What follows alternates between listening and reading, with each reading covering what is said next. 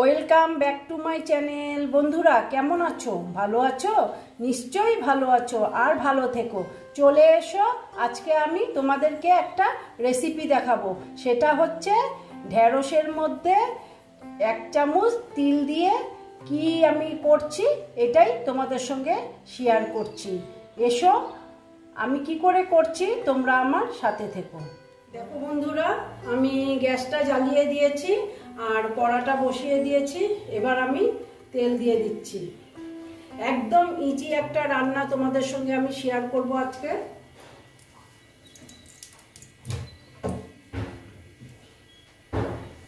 দেখো বন্ধুরা, তেলটা গরম হচ্ছে, গরম হতে দিলাম।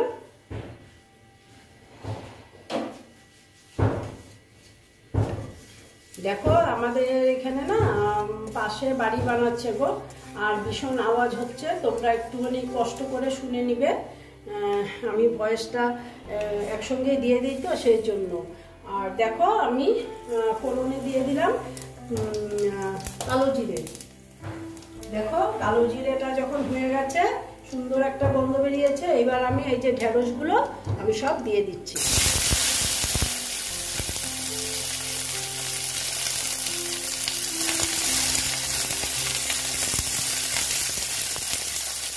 ঢেঁড়সগুলো দিয়ে একটু আমি ভেজে নেব।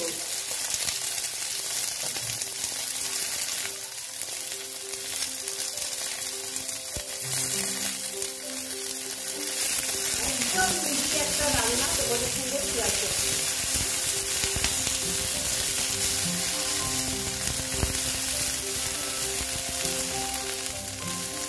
দেখো এই ঢেঁড়সগুলোর মধ্যে আমি নুন দিয়ে দিলাম, একবারে আন্দাজ মতন আমি নুন দিয়ে দিলাম, দিয়ে এবার ভেজে নিচ্ছি।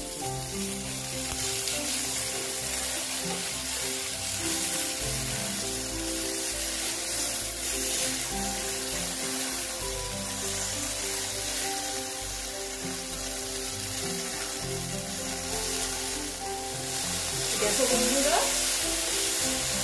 এখন আমি এখানে একটু হলুদ দিয়ে দেবো। হলুদটাও আন্দাজ মতন দিয়ে দিলাম। একদম নিরামিষ একটা রেসিপি তোমাদের সঙ্গে শেয়ার করছি, ছোটো মোটো রেসিপি।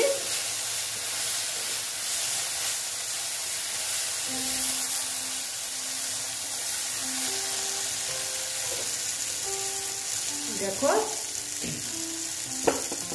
এবার আমি দেখো এই যে তিল আর কাঁচা লঙ্কা আমি এটা বেটে নিয়েছি।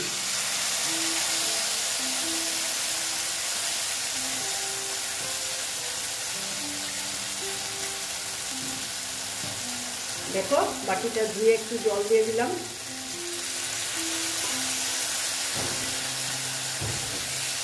দিয়ে এইবার এটাকে আবার একটু এটার সঙ্গে নেড়ে চেড়ে নেব।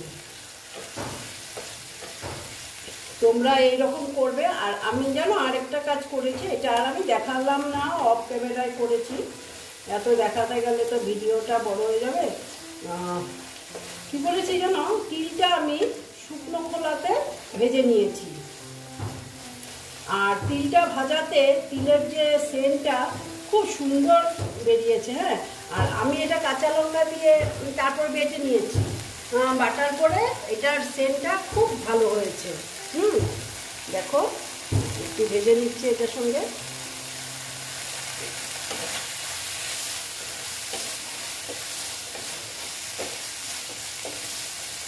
দেখো স্টিমটা আমি কমিয়ে দিলাম, কমিয়ে একটু টাইম আমি ঢেকে দেব।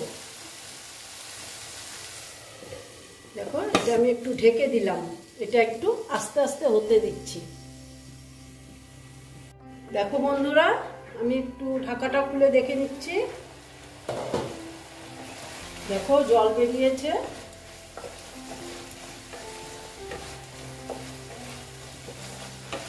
আর কি সুন্দর সবুজ সবুজ হয়েছে। তিলের সঙ্গে কাঁচা লঙ্কাটা আমি সবুজ কালারের একদম বেটেছি। হ্যাঁ, তিলটা ভেজিটা হয়নি, হোক আস্তে আস্তে। আমি ভাবছি একটু জল অ্যাড করবো নাকি, কারণ ঢেঁড়সে তো বেশি জল অ্যাড করা যায় না। একদম এমনি তো ঢেঁড়সটা একটু লোট লোট জিনিস তো, তাও একটু করে দিলাম, একটু জাস্ট একবারে করে দিলাম। তারপরে এখন আমি এটাকে স্টিম কমিয়ে কমিয়ে এটা সেদ্ধ করে নেব, ঠিক আছে? দেখো এইটুকুই জল দিলাম, বেশি দিলাম না, কারণ ঢেঁড়সে বেশি জল দিলে আরও লোটটা বেশি হয়ে যায়। হ্যাঁ, আর এই দেখো আমি এটা ঢেকে দিলাম, ঢেকে এটা আস্তে আস্তে একটু স্টিমটা কমিয়ে দিই, একটু আস্তে আস্তে এটা হতে থাক। একটু স্টিমটা কমিয়ে দিলাম। দেখো বন্ধুরা, একটু দেখে নিচ্ছি,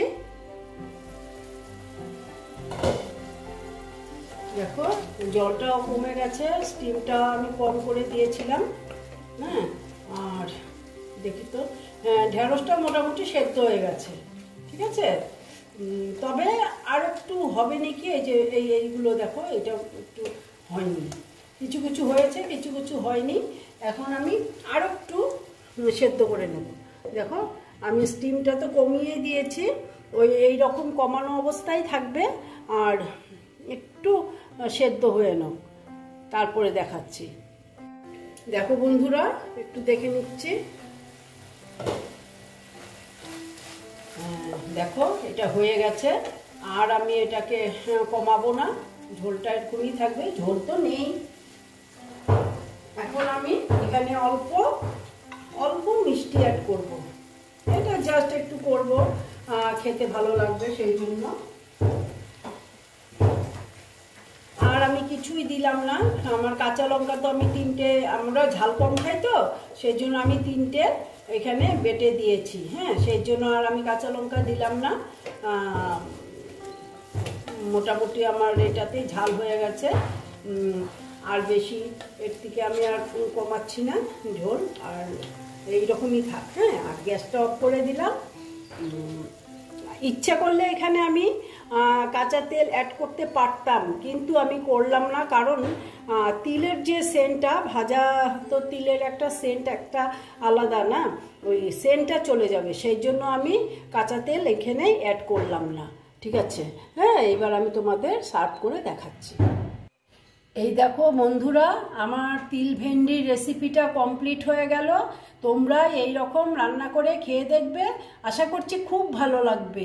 যদি ভালো লাগে তাহলে আমার ভিডিওকে লাইক করবে, আমার চ্যানেলকে সাবস্ক্রাইব করে তোমরা সামনের দিকে এগিয়ে নিয়ে যাবে। নেক্সট রেসিপি নিয়ে আবার তোমাদের কাছে আমি ফিরে আসব। বন্ধুরা, তোমরা অল্প ওয়াচ করবে, ওয়াচ করে তারপরেই আমার ভিডিওটা লাইক করবে, ঠিক আছে?